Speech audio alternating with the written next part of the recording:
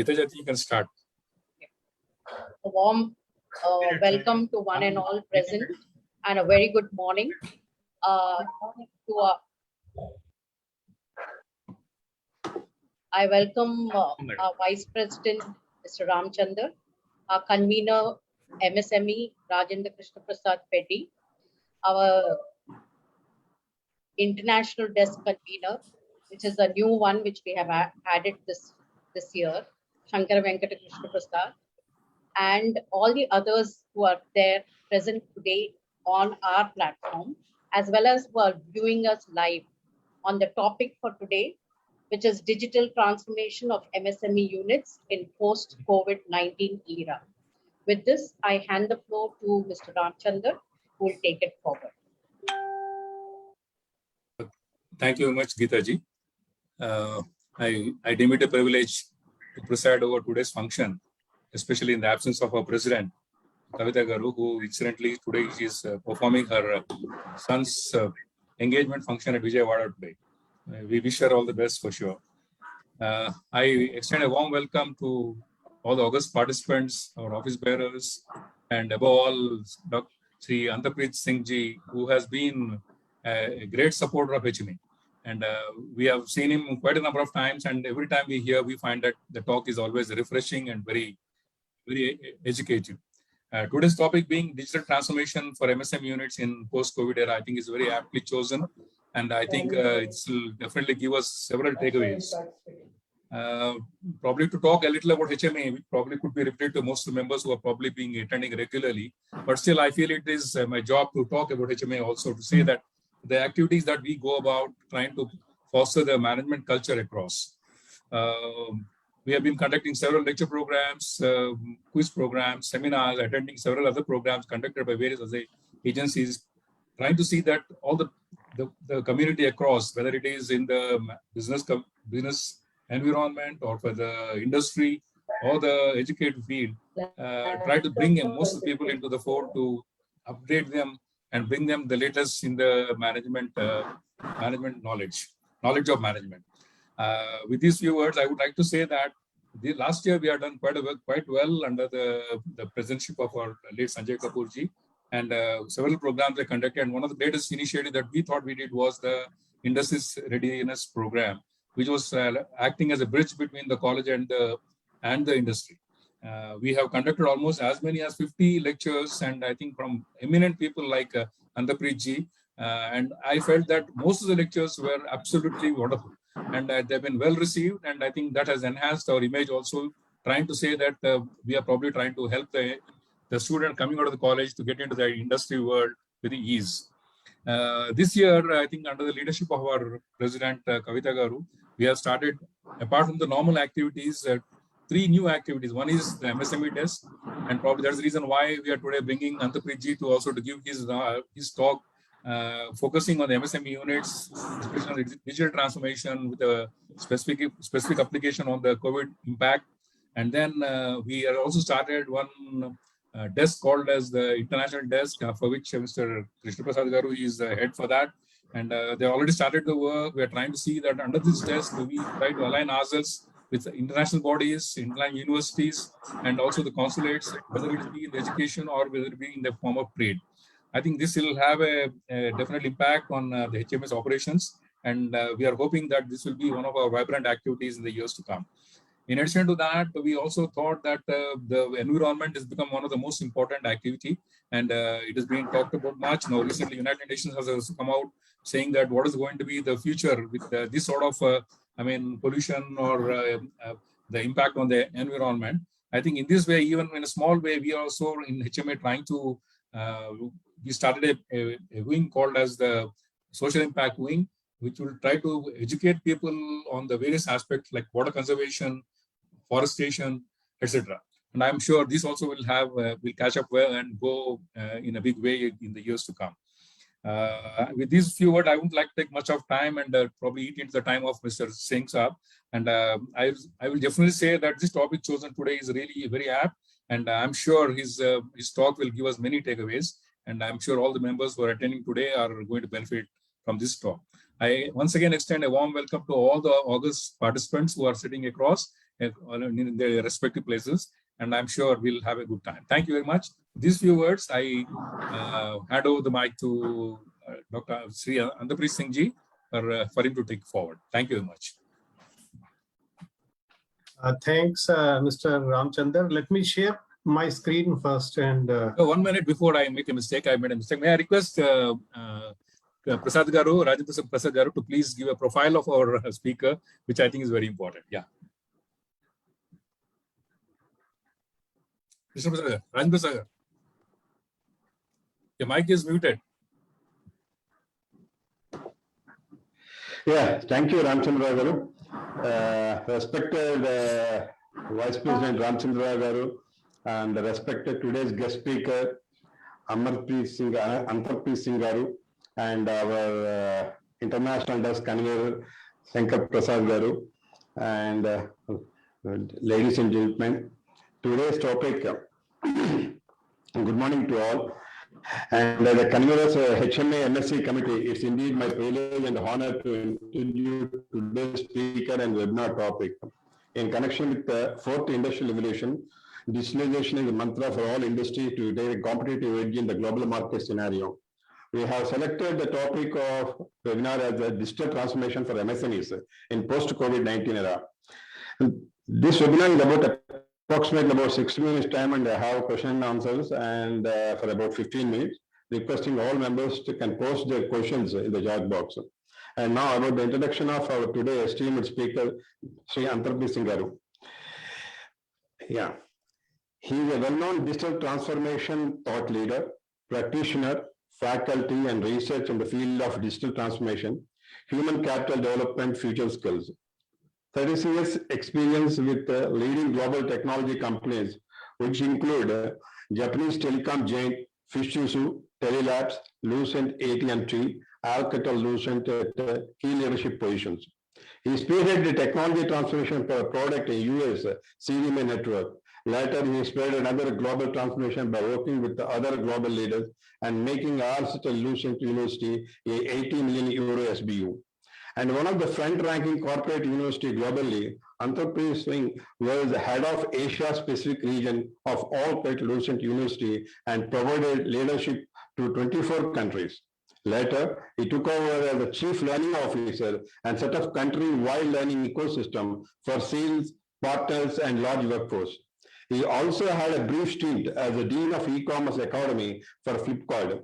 He started his career in management education from 2018 and was director of digital learning at ISB Hyderabad. Antarpreet Singh is currently pursuing PhD from IIM Indore in OB and HRC. He is a visiting faculty with various leading business schools and universities. Thank you, sir. And again, welcome you once again. And the mic is yours, sir. Thank you.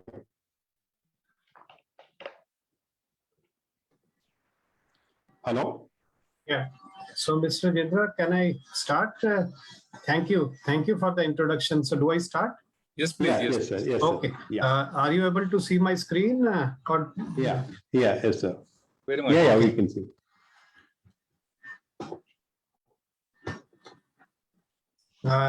Fine. So, good morning, everyone. All who are all of them I can see, or I can see their names, and all the other participants who are on Facebook Live. So this is a workshop with a specific agenda. I have earlier also done digital transformation workshops, including digital transformation for HR, for HMA.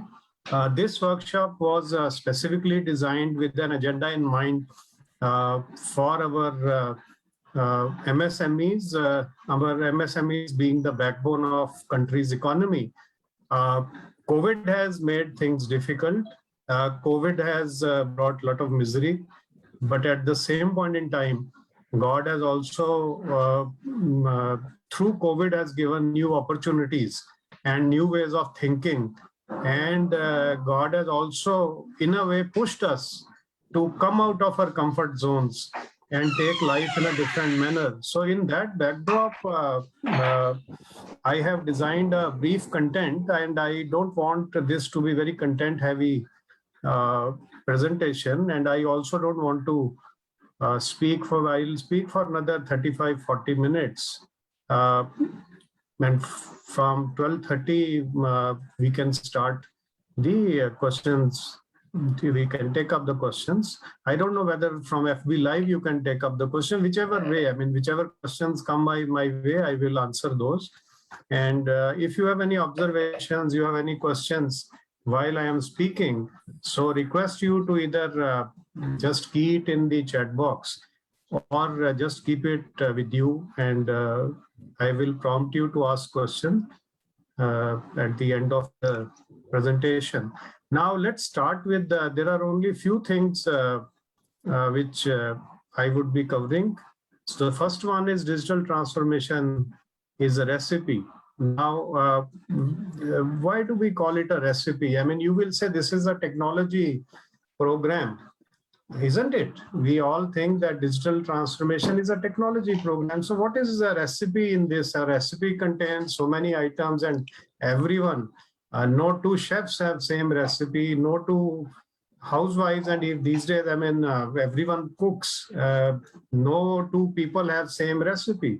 So why digital transformation is a recipe? I mean, it's a straight box solution, isn't it?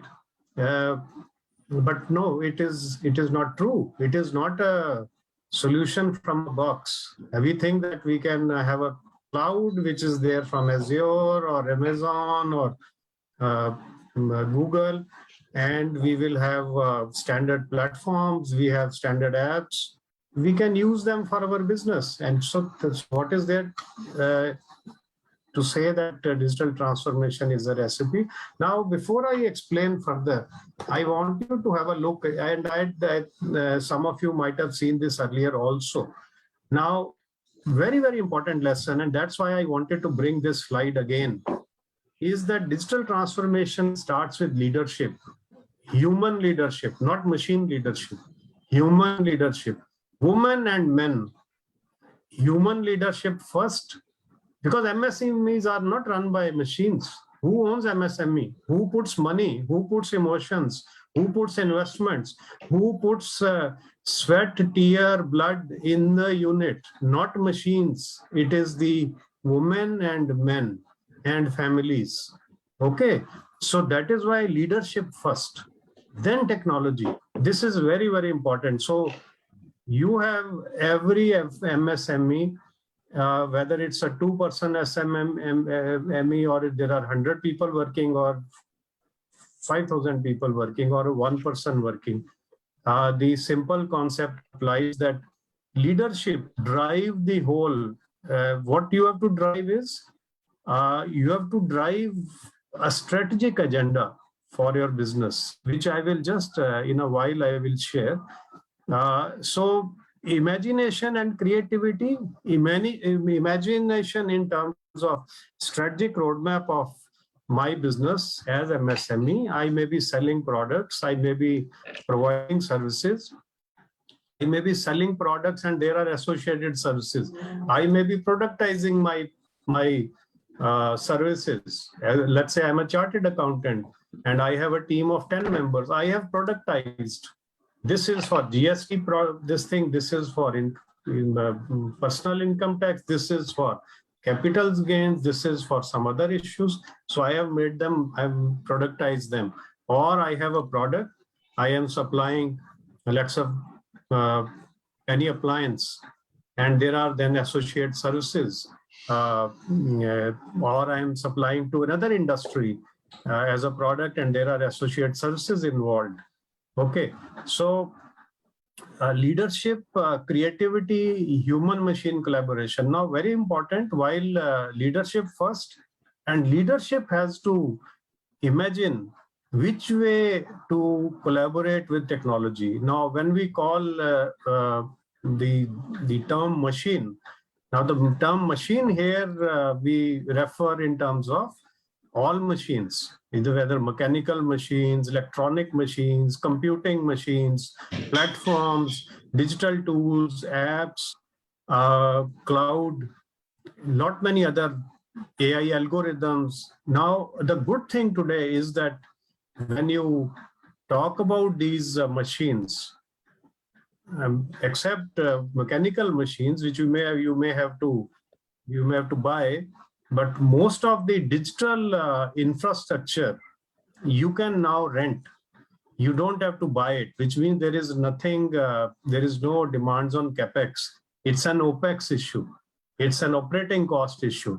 So I can take Amazon Cloud for a year at let's say 10,000 rupees. I can take CRM platform for the customer relationship management for 25,000 rupees a year. I'm just giving hypothetical figures. So you can rent these. Now this imagination first, and then the technology, this makes a recipe. Now, business needs of every MSME are different. So how could recipe be same? So the first very important lesson or the takeaway, especially for the young, those who have been born, let's say after 1980, 1985.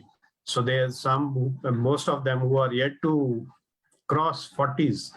And I mean, I was born in 60s. So when I started working, a lot of course, I have been in electronics and telecommunication all through my life. So a lot of electronics machines, a lot of SMT machines and other testers and laboratories. The younger generation has seen more of the computing machines. So you have to craft a recipe which blends your roadmap, your creativity, not that the next door MSME is buying this CRM. Do you need it? So have a very craft your recipe very well, craft it for your own requirements, and this should be unique. It's not a copy paste. It's not a box solution. It's not something you can borrow. It is you have to make it. This is very important. This is the foundation. If your foundation is right, and the time has come, digital transformation has to become a way of life. It is no longer, I mean, I even tell students, I even tell entrepreneurs that even somebody who is selling milk and bread and eggs at the street shop, even she or he is doing digital transformation of their business.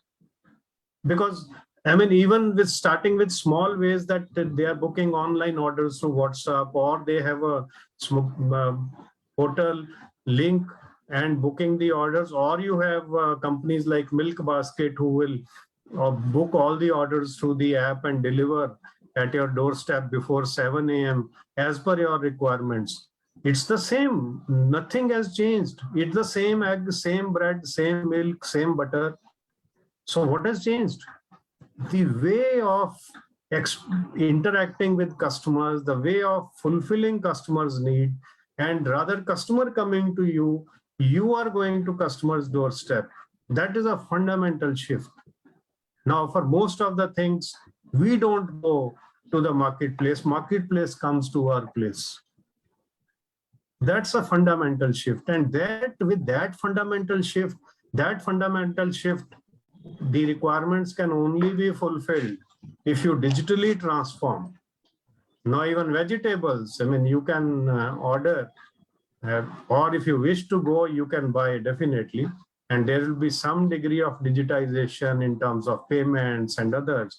But you can also get these delivered. And the interface will be digital. A lot many things. I mean, I've just even health services now.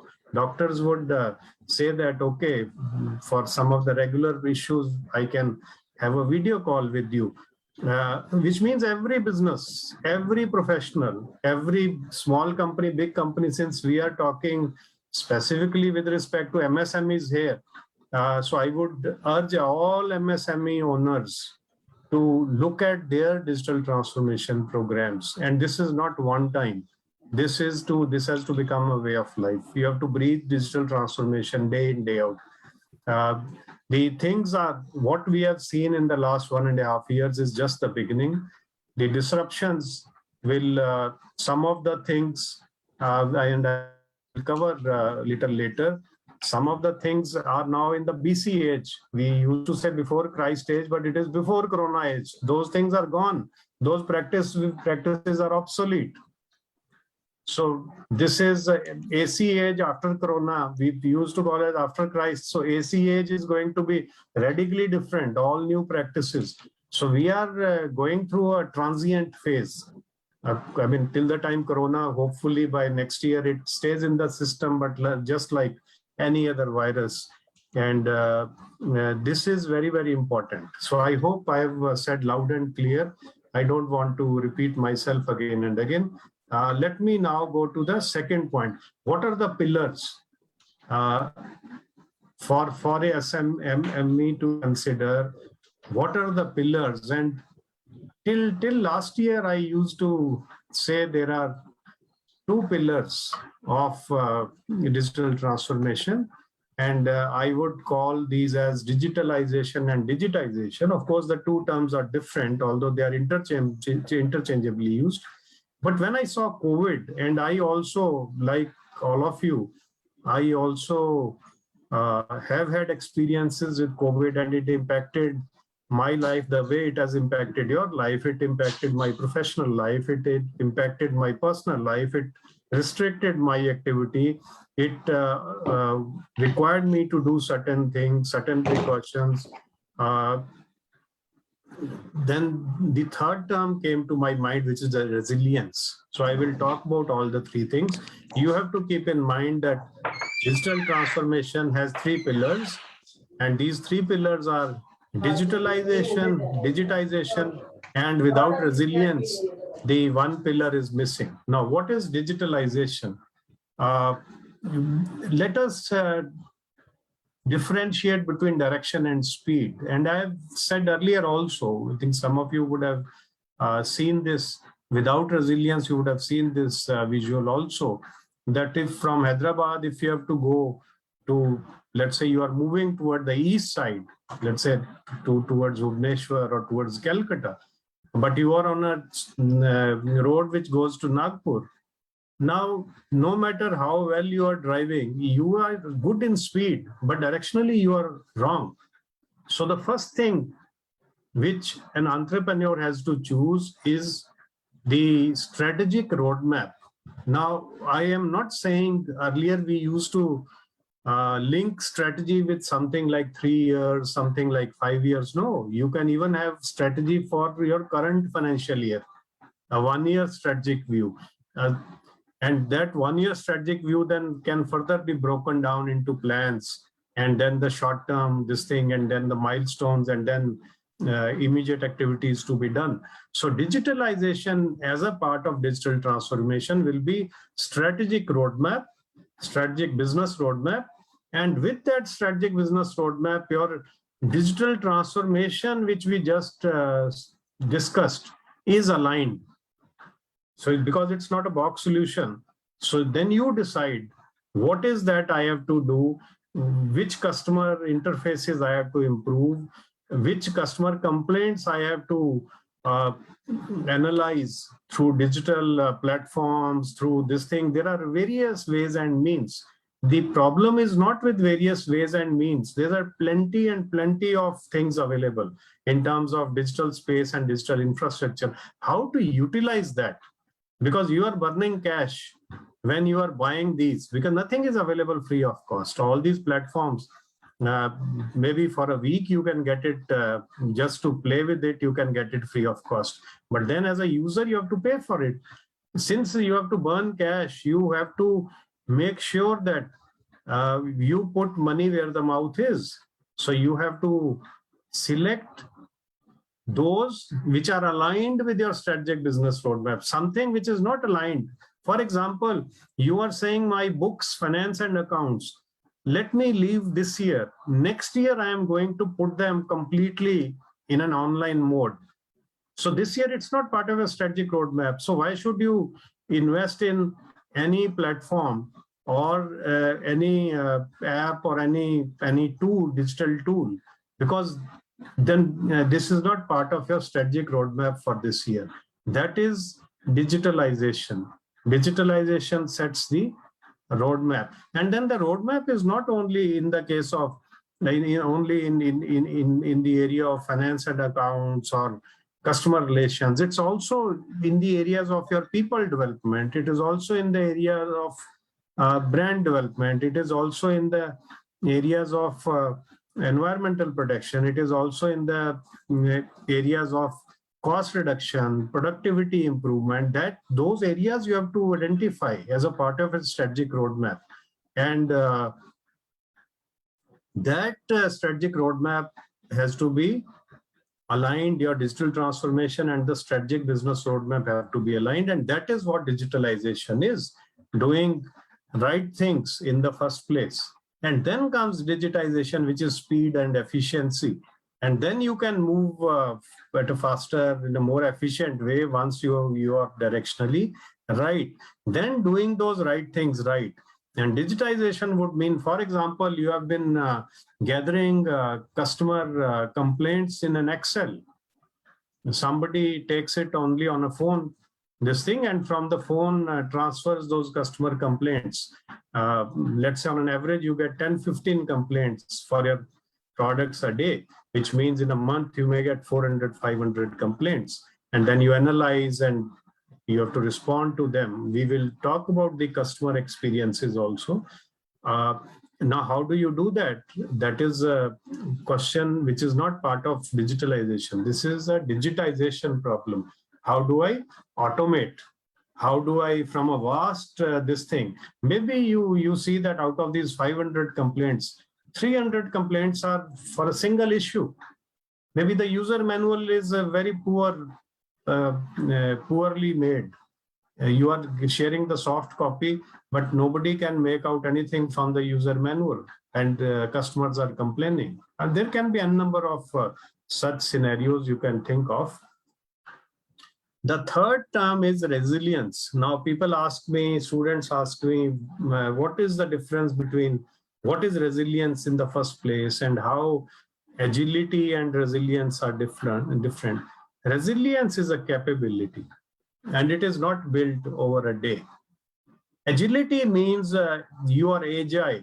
You can quickly move you can quickly improvise, you can quickly move from one state to another state. Whereas resilience is a long-term capability. You develop it over the years, and resilience means operating in unpredictable conditions.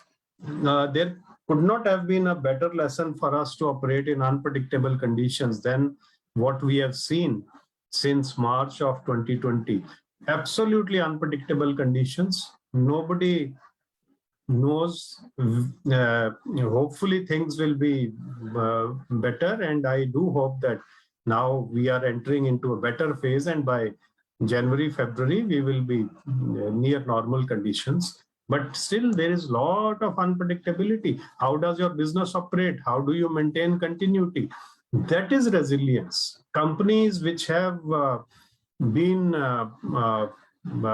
and those which had, it also depends on the nature of business. I mean, of course, there are certain types of businesses which cannot be operated digitally.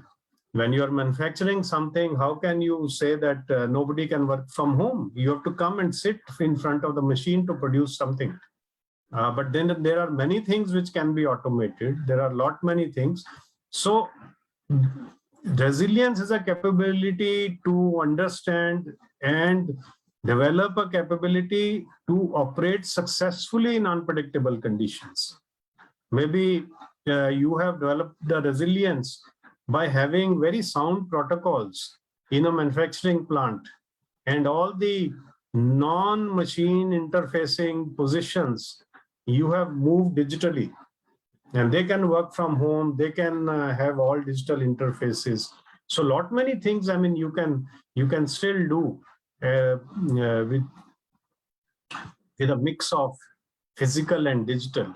So digitization, and resilience. And of course, I will quickly go through this thing.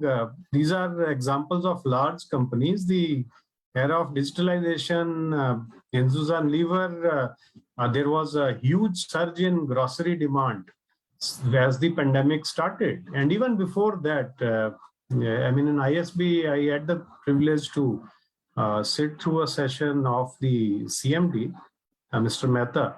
And you are saying they're using now for more than 1 crore Kirana stores. They're using artificial intelligence to see the unpredictable conditions started from March.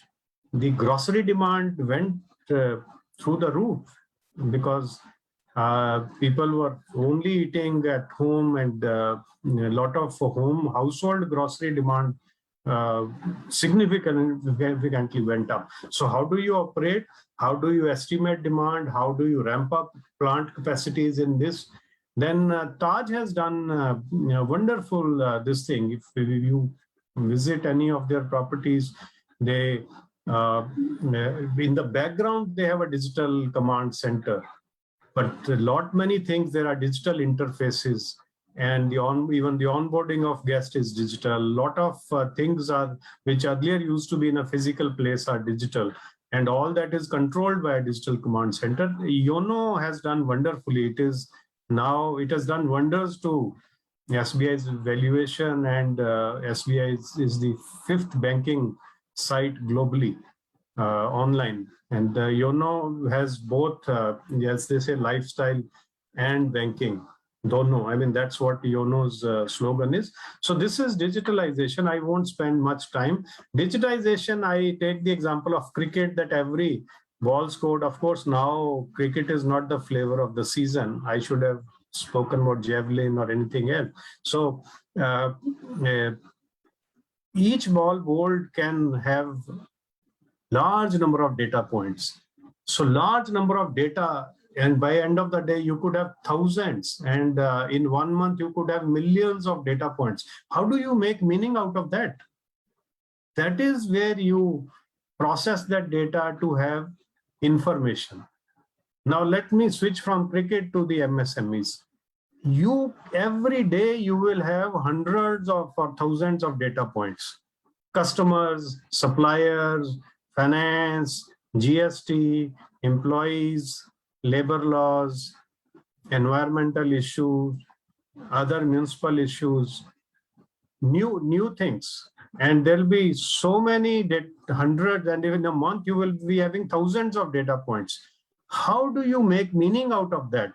Because if you get good business insights from those data points, you will be able to, and information is money, you will be able to be more competitive in the marketplace.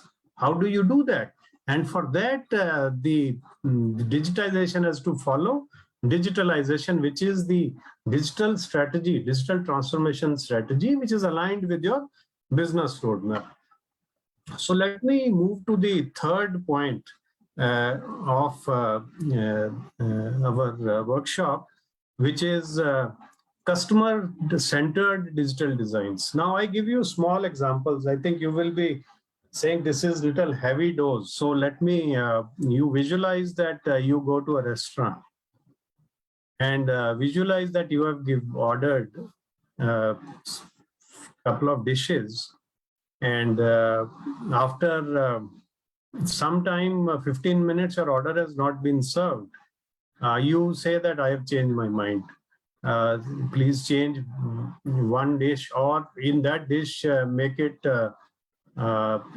less spicy or whatever. I mean, so you've changed the specifications of what you had ordered, and the restaurant obliges, and then they serve the food. The food is very tasty. You come back home, but you're not happy. Why are you not happy? Because the place you were sitting, it was too warm, because the air conditioning duct was having a problem there. And if you had had chosen some other place, that might have been better. So think from the restaurant point of view. They fulfilled your needs. You changed your needs, they fulfilled it. Still, you are not delighted. So that is why, think of yourself. I mean, you go to buy a scooter or a car, you go to buy, or you place something, order on Flipkart or Amazon, look at the experience process. I mean, I have been so much in favor of now, instead of private couriers, I say Speed Post is doing wonderful work, because not only your needs are fulfilled, there is an absolute customer delight. You can, the moment you get out of the post office, you start tracking you each and every, and that of course for every private courier also you are seeing. I mean, I'm just giving an example, I'm not criticizing. And within 2 days, sometimes they say 3 days, but within 2 days your packet has reached. So the sheer delight. So it is not you have to keep this thing and all the MSMEs, because you survive only because of your customers, you grow only because of your customers. So what is that delights your customer? What experiences irritates them? What experiences bring delight to them? Fulfillment of needs is a given thing. 20-25 years earlier, we will, with a very proudly, we'll say we fulfilled customer needs. Now it is given. You will not be given any extra credit for fulfilling customer needs, and customer needs can change also. The moment the contract has been placed, in a week's time, you might get change in specifications, and you have to a reasonable degree, you have to take care of those changes in the needs. And then all the experiences, customer, all the interfaces which you have, all the touch points which you have, there has to be a delight. So make sure that the customer experience driven designs are available at affordable cost. The customer experience driven designs not only include fulfillment or catering to the changing needs of customer, they also include, and very, very important component is delighting the customers with your experiences. So let me move to we are left with the 2 more points, and then we'll start with the questions and answers. Now, future of work. And there is a very credible studies, and this one is from World Economic Forum, lot many other studies, and some of these have been sponsored by big corporates also, that 80% plus, 80 to 85% of job roles we are having today, sales manager, HR manager, solution architect, such roles. I mean, I'm just giving you an example of job roles. 80 to 85% of job roles of today by 2030, which is 9 years from now. So which means only 20% of today's job roles will survive, because we will have so much of collaboration with machines. We might be managing ourselves. We don't, people manager may not remain as a job role. That will vanish. It has already vanished from many companies. And similarly, lot many things lot many job roles would vanish. So in terms of the key drivers, now I have taken 3 dimensions on a continuum. Before Corona, that was, you can say, before calendar year 2020. Today, and that's a transient phase.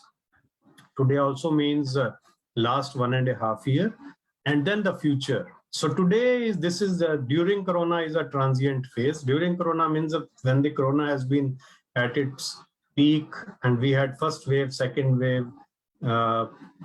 It's still there in some parts of the country. We are still having large cases.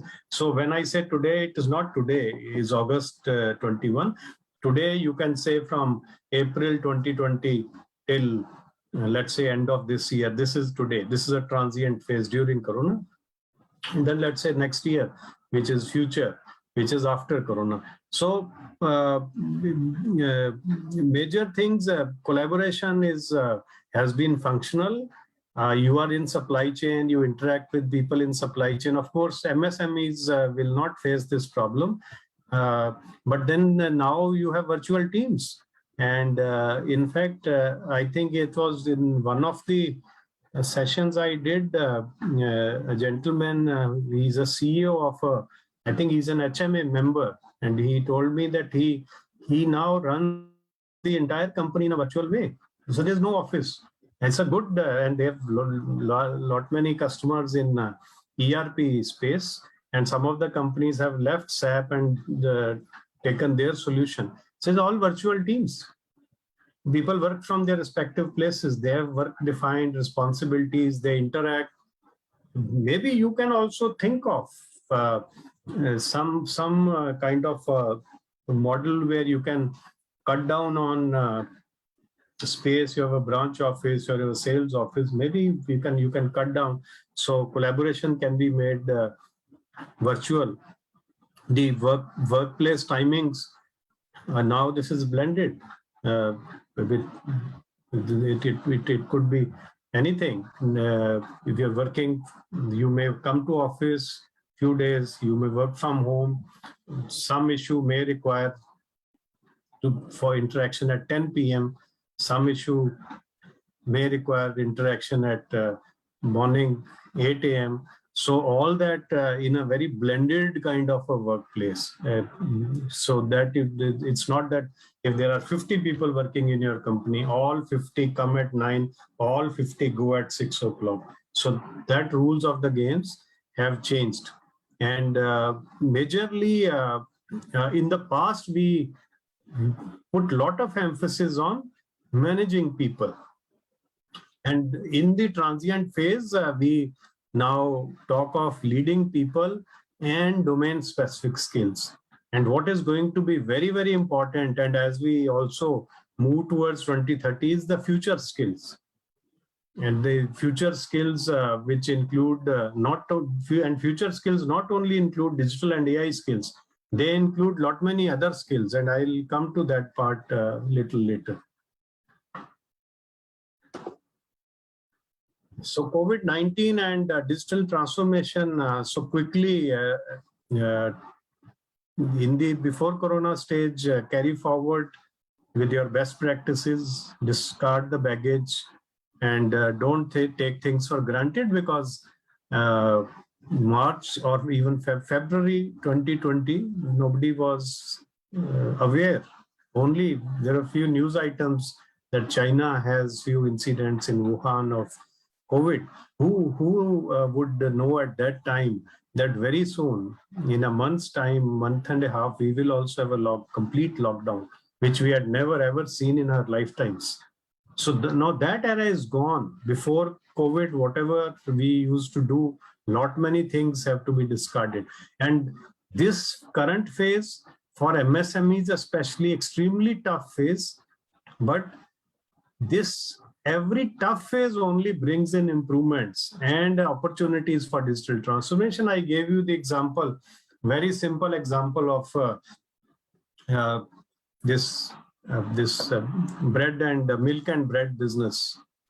And incidentally, milk has the MSMEs where more than 1 million women, and it is it's a countryside also. And that's another highly success stories. And the milk sector has gone through. We are Atmanirbhar in milk worldwide, and we have the largest herd capital. There's a lot of digital transformation of the milk sector which is happening. And like many, there are so many success stories. And the COVID crisis has also brought in an opportunity for digital transformation. You see in the educational ecosystems also. Of course, there was no choice but to immediately move to digital. And before COVID, I mean, the vice chancellors and the other leaders, whenever I would meet them in conferences, they will just pay lip service. But then the moment COVID started, all the institutions, they started with transformation. And now, keep teaching aside, some of the other things of selecting the candidates why should a poor student from a village go to a main city and spend 15,000-20,000 on commute? If at least his preliminary these things can be done digitally. So there are a lot many lessons to be learned. And I would say that MSMEs should not restrict themselves to MSMEs. They can see the lessons from educational sector. They can see the lessons from milk sector. They can see the lessons from other sectors of the economy. And those lessons in digital can also help them. And as we move forward, create your own recipe for digital transformation. You have to collaborate with machines, but leadership cannot be substituted. Machines here means cloud, platforms, apps, digital tools, everything, and acquire future readiness and build future readiness through future skills. Now, when we talk of future skills, we talk of three major areas: learning and innovation. And MSMEs might think that these are the terms which only suit large companies who have deep pockets and big budgets. No, even if you are a 10-member team, unless you innovate, unless you critically think, unless the people have self-directed learning, that is one part. And then leadership and life skills, which includes networking, which includes positively influencing others, which includes healthy lifestyles, which includes leading yourself. So these are the skills which are going to be very, very handy. And then the third, of course, is digital and AI skills, which are now no longer an option, which are must for an MSME, depending upon her or his business. And some of these are big data, blockchain, machine learning, robotic process automation, cybersecurity, forensic audits, Internet of Things. Now I'll skip this. This was this thing which was published in Times of India. Women, COVID has brought in a lot of opportunities for women.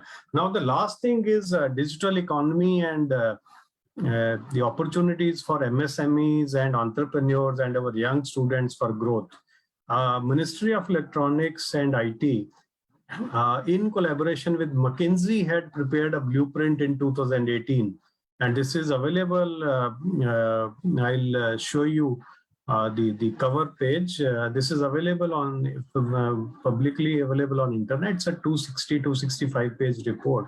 Now there are 10 verticals, 30 digital themes which were identified, and you will be now surprised up to 2025 with a dream to have $1 trillion output. And 60 million of this $1 trillion output by 2025 will support 60 million new age, 6 crore new age jobs. Now look at the from 200 billion, and this was last year. So we have already, I think, I'm sure we will be 450 billion dollars. And by 2025, we will be reaching 1 trillion. And from 6% of our total economy last year. And as the COVID started, there was a huge jump in figures which were not anticipated in 2018. So we might even well achieve a dream of reaching $1 trillion little earlier than 2025. And at that 1 trillion, our total economy will be 4 trillions and will be 25%. And by 2030, you will almost have half of the economy as digital. Now, why I am showing these figures? Because these are the opportunities for MSMEs. Think of, see these areas, read that report. Now, these are the 10 themes. There are 30 further, every theme has further more areas.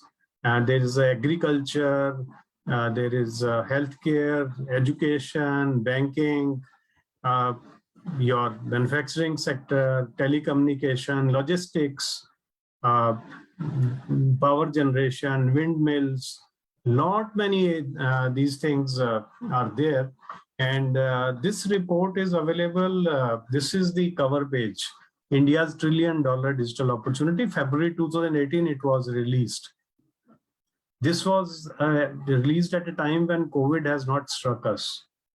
And now COVID has induced digital transformation, which is 10x bigger than what we had anticipated. Now here lies the opportunity for MSMEs. I would say every entrepreneur, of course, you will be pressed for time. You can only go through the relevant parts. You can, out of those 30 themes, you can see which one is relevant to my business and then see what are the opportunities. You will see all these things in a report. Okay, so I will stop here and I'll be more interested in now answering the questions. We have something in the chat, but you can unmute and ask the question. And if you have received a question from FB, then you can also share it with me.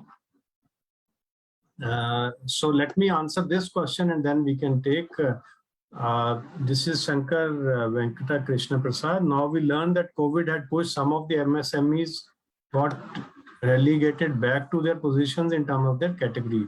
What you then think of the nano enterprises, which are more prevalent in India in tier 2 or 3 cities.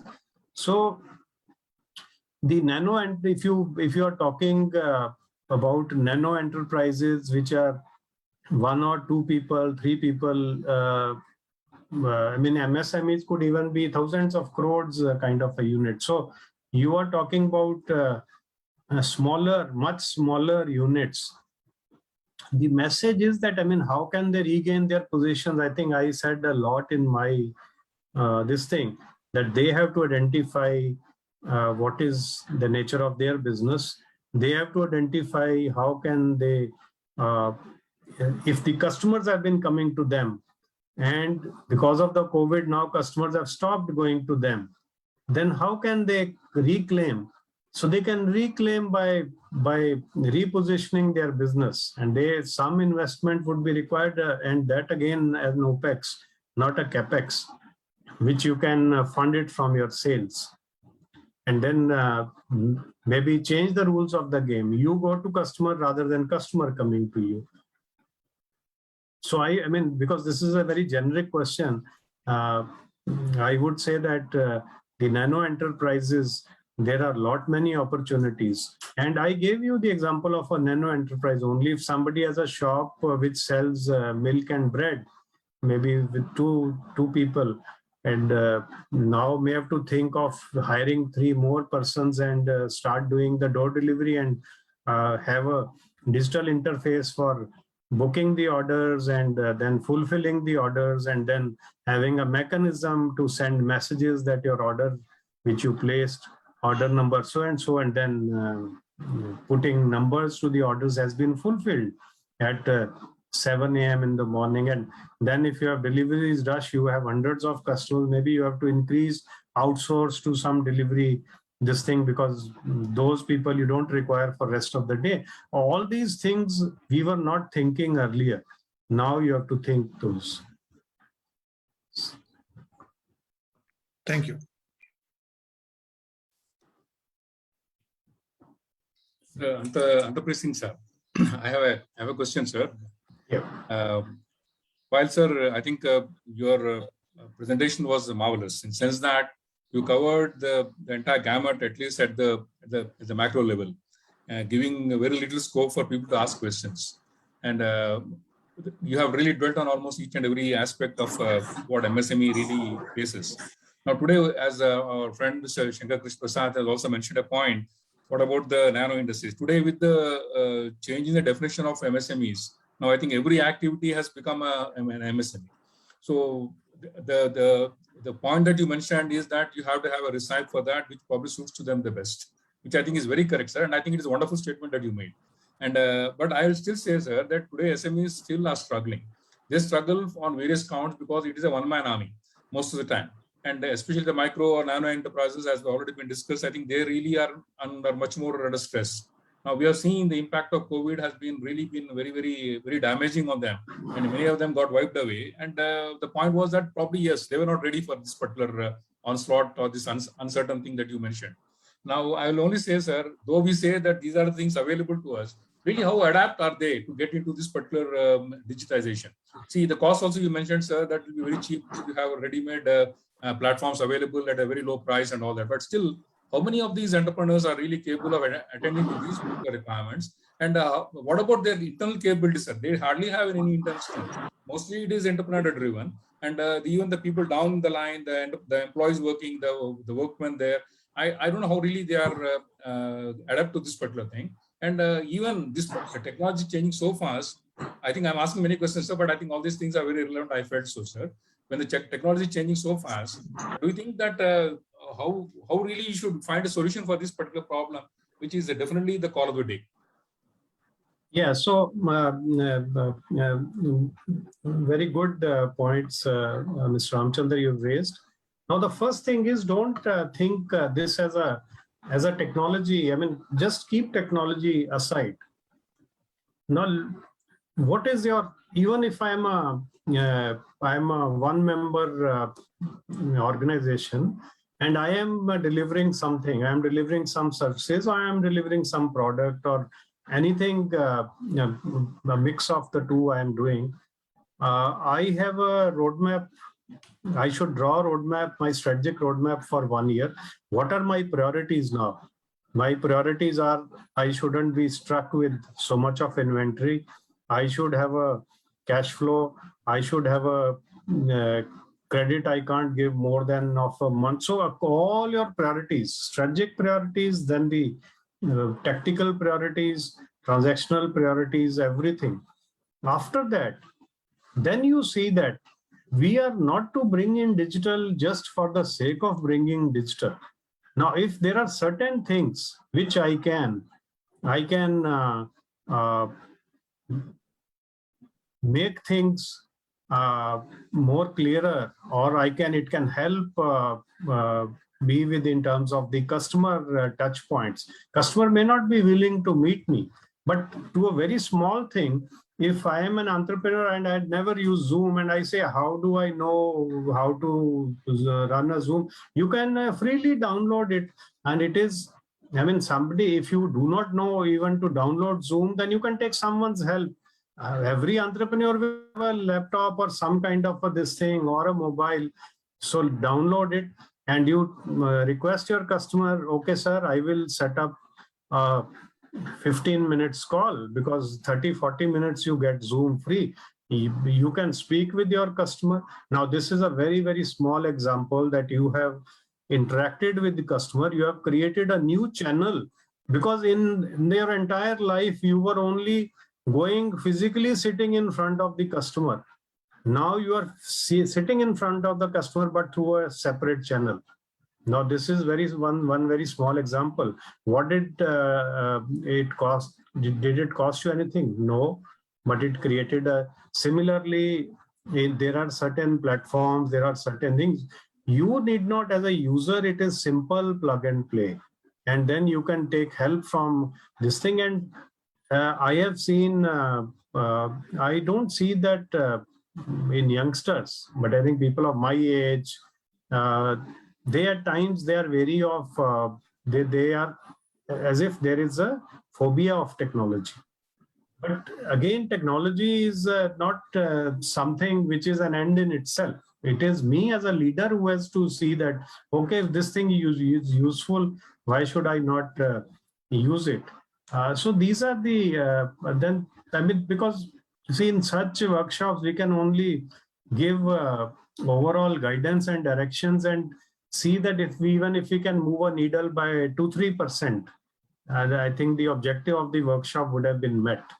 If the mindset, if we can even move the needle by just a small percentage point, that is also good enough. So that is my view. I mean, there are people are struggling. That is why I say this is a very, very tough phase. But those who will be able to synchronize their business roadmaps with digital transformation, and digital transformation doesn't mean something fancy. I mean, even a 2-member team can do digital transformation. I gave you the example of customers might be picking up a phone, or you might be going to a customer. That was the thing earlier, but now you say that, okay, you don't have to if you have an issue, you don't have to call us because we may not have a person attending the call all the time. Just on this, our website, this is the interface, put your this thing, and you will automatically get the number. These things now don't cost, and these things are now available plug and play and at a much lesser cost. And the thing is that if you see that this thing is not every quarter, because every entrepreneur is wise enough to see that every penny which is going, where it is going. And if it is not serving the purpose, you can always come out of that platform. That's the good thing. It is not you are saddled with a machine which has costed you lakhs of rupees and you don't know what to do with that machine. So go for software as a service kind of platforms, every this thing.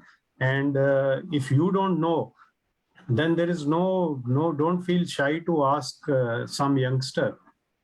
Ask your brother, ask your sister, ask your neighbor, ask someone. And the youngsters are very smart. Within 10 minutes, they will solve such things. So we have a couple of more this thing. So Mr. Vijay, our friend Mr. Vijay Vedantam, and he is my dear friend. What is the future of digital lending after COVID? So digital lending, as far as I know, because I had studied a little bit, because this is not my area, but digital lending, there is a huge potential. Digital lending platforms have come, and there are more than 1,250 MSMEs in digital lending, those who are providing digital lending services. And they, so this is another area. Let's say I need a 5 crore loan, 5 lakhs loan as a small nano enterprise. Now, do I go to the bank or I go to the digital lending platforms, and they will help me with the entire this thing? What will be the collateral? What will be this thing? And maybe even if I pay 0.5% interest extra, then compared to a PSU, where I may have to spend long time. So there are 1,250 companies that they're different, catering to different this thing. Banks have already gone digital to a large extent. I mean, who visits a bank branch now? Retail side, we all now deal with internet banking, ATMs, all types of our cards, and all types of payment interfaces. And very rarely do we go to the bank. And at times, even for 10 years, we may not go to the bank. So that model, but of course, we can't say in rural areas, I mean, so the hybrid has to be there. But other thing I have also seen is that sometimes I think that, no, we only, those who are very well educated will know digital. No, I have seen, I mean, many a times I have seen the Uber driver. At times I would go to some universities in Noida from Gurgaon. So they have to, as they cross the borders and they have to enter Uttar Pradesh from Delhi, they have to pay some specific tax, which is there for a month. And that, since now they have a customer, so they don't buy till the time they get the customer. So while during the ride itself, he pulls out his card and this thing and does an online transaction and buys it. So it is not that people are not aware. I mean, lot many now professionals and those who are sort of self-managing themselves, so as to say, all those professionals, they are now taking help of these things. So banks will, for sure, even in rural areas, they are going in a hybrid thing. But digital lending, I can say that this is a very, very crowded space at this point in time. There are 1,250 companies, more than 1,250, so I mean 1,250 plus, which are there in the digital lending platforms. So this is a software as a service space, and these are different for small entrepreneurs, for bigger this thing, and even I mean As there are some platforms which have come which even finance the fee of student. I mean, so you can, and these are opportunities. I mean, those who are tech entrepreneurs, these are opportunities for them also. And then they sort of the whole overall cycle. So they will do the lending and this thing. Ajay Kumar Singh has asked, digital is the way forward and no escape exists. Yeah, I mean, absolutely. Digital alone is not the way forward. So I will say, digital is a way forward, but not alone. Your leadership, your determination, your creativity will always matter the most. And why escape? I mean, again, why have that kind of a phobia in mind? We don't have to escape or this thing. We have to embrace. We have to leverage. And it looks daunting in the first place. But then as you start using platforms, using things, and unless you use by your own hands, you will never ever learn. And then you will see that things are much simpler than you thought.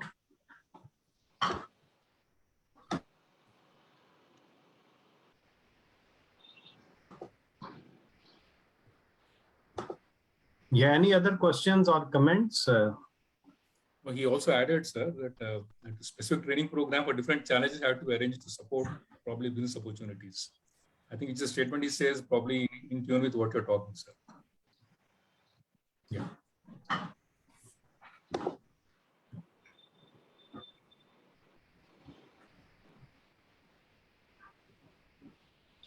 So we have a question for Mr. Ramesh Memuganti. What could be the percentage of SMEs who have gone digital?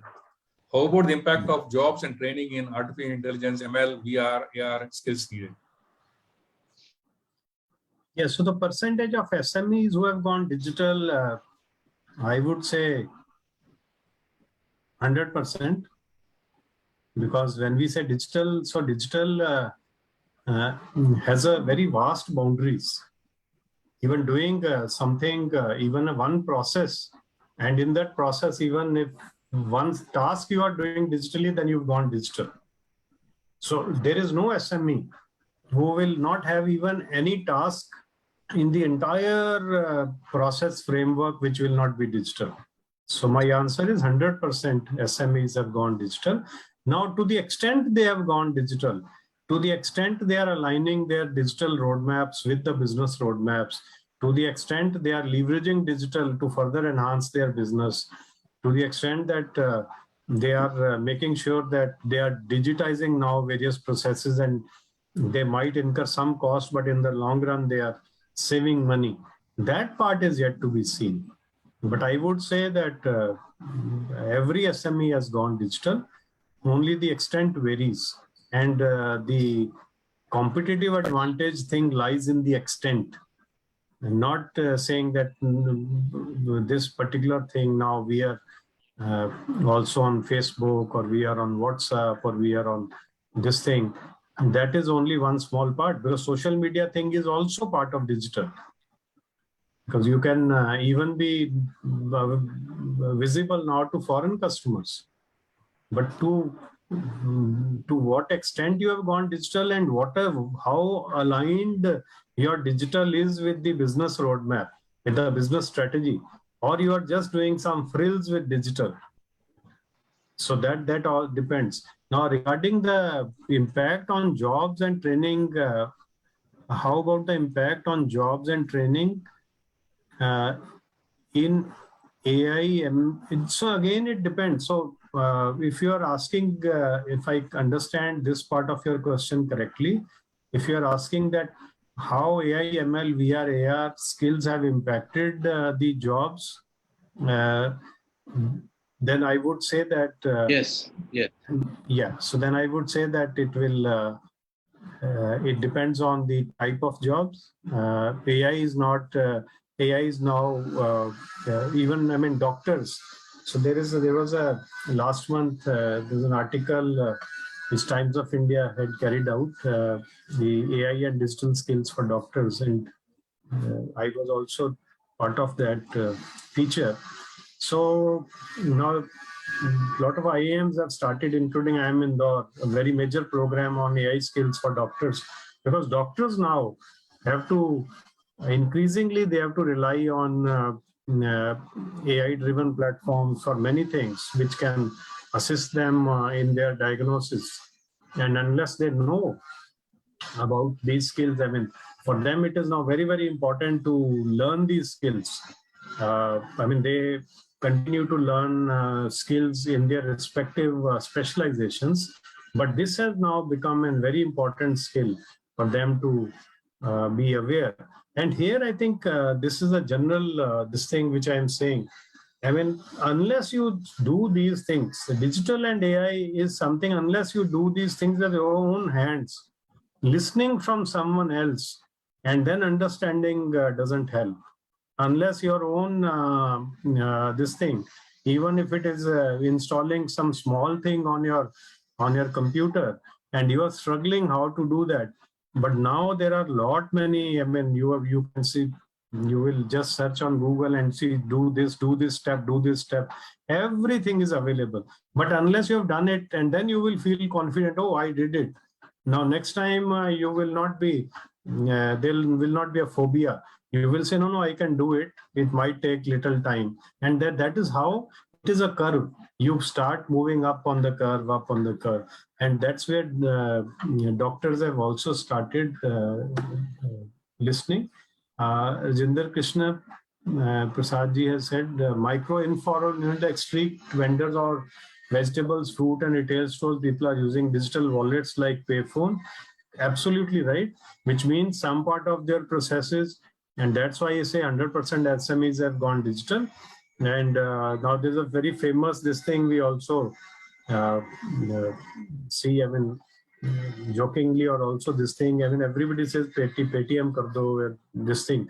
So they could do, and those who are little bit more enterprising, they retail people. I mean, I have seen now chemist shops, I've seen grocery shops, I've seen they are bringing things at your doorstep rather than you have to come to their places. It is safe also. If they come to their workplace, and most of us in the urban clusters live in societies, so they'll be designated place where they'll drop, and then it is collected by you, and it is safe also, rather than you going to a shop where 50 more customers are standing. So that you are avoiding some kind of a crowding and this thing. So most of the retail is now coming to you rather than you going to the retail. And then, of course, these digital payment is one part. Again, when you look at your overall digital overall business strategy, then you see, okay, this the payment part, yes, this part this year I have to do. This part I will do next year. But these are some of the low-hanging fruit which most of because nobody would like to handle currency during these times.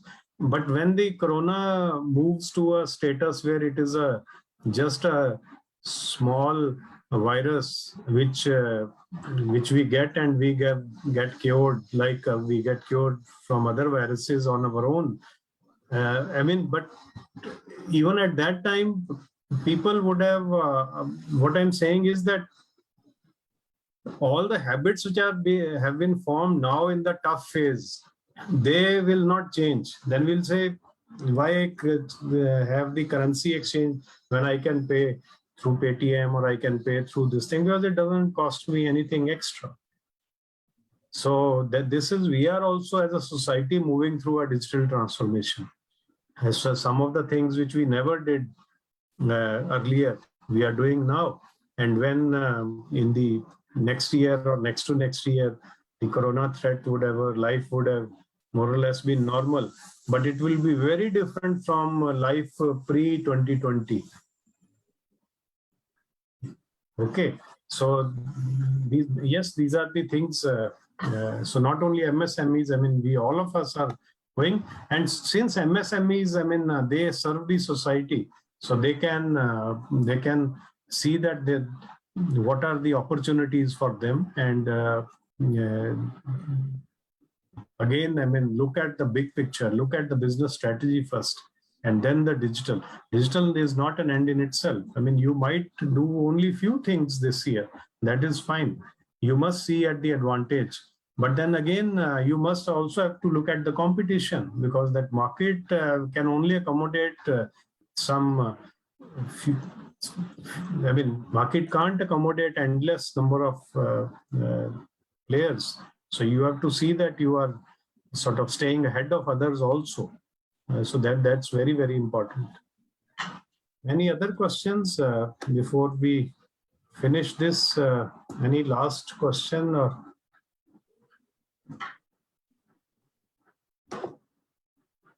many startups, Rameshji is saying many startups and SMEs are trying to adopt digital sales marketing, but do not know sales as a process. Yeah, so I mean, these SMEs have to,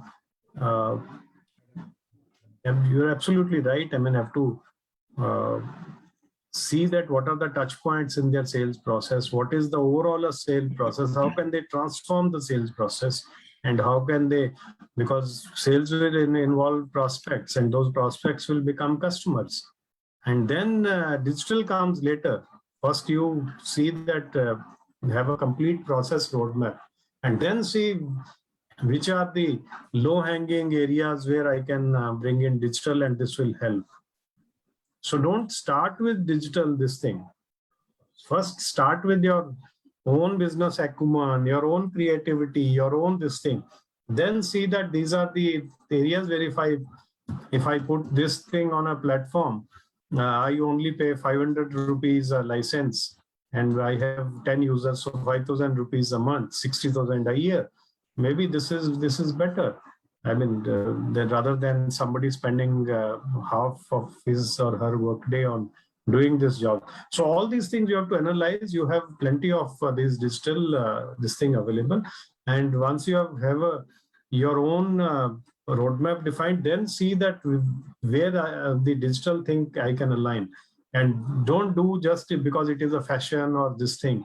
Do only whatever will enhance your business value, whatever will add to your business value, whatever will add to your competitive advantage, whatever will make your costs leaner, all these things, and then not the other way around. Because the next door entrepreneur is doing a lot on digital, I should also do that, doesn't make a sense. Okay, I think great. So my throat also needs some rest. So thank you very much. It has always been wonderful, good questions, and I'm sure the viewers on FB Live would have also learned. I mean, of course, these are not new things. People know about it. Entrepreneurs know about it. The objective of such workshops is, as I said earlier, is to move a needle. Even if we can move a needle by 2%, even if we can change our mindset, even if some insight is useful for someone, then we would have done our delivered with whatever was intended to be delivered. Thank you very much, Ji. I think, as usual, I already mentioned at the beginning of the talk that you are the most wanted gentleman in our forum. Whenever you come, you make the meeting very vibrant. The talk will be very adaptive, very practical. You started very well, sir, saying simply one fundamental word, saying that leadership is important. That is your attitude. How exactly you take the organization forward. What is your orientation toward the digitization? And you also said one important thing that you said is initially at least the costs are low. So that would be a motivating factor for everybody. And you can adapt to whatever. So the tools are available with a very least cost. And then probably, sir, one thing you also mentioned is that the difference between digitization and digitalization and how exactly to move about. And then fundamentally, you also defined very nicely the words AC, DC, and DC and AC. I think is very relevant. And I think we are in the stage of evolving. While I fully agree with you when you say that every SME today has got into a digitalized mode. But sir, unless their entire activities or major part of the activities come into picture, I think then probably it is an evolving time. I fully agree with what you have told, sir. I think it is a wonderful disposition by you. I'm sure the audience would have really benefited by your talk. A lot of insights. We look forward again for your talk once more, sir. I on behalf of HMA, once again thank you profusely, and we'll say that whenever we call you, sir, please make it a point to please join us. We'll be too happy for that.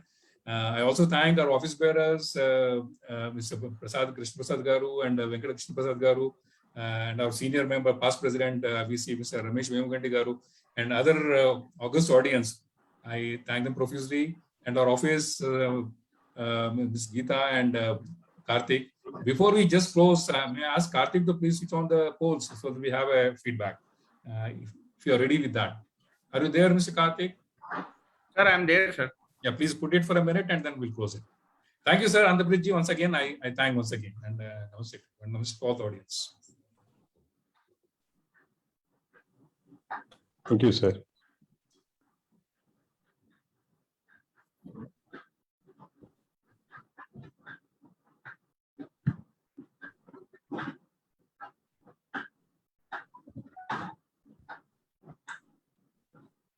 Karthik, any difficulty?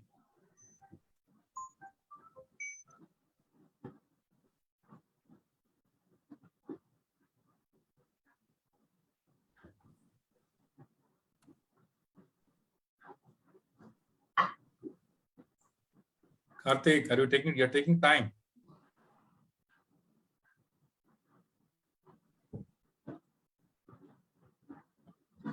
Sir, I'm calling you.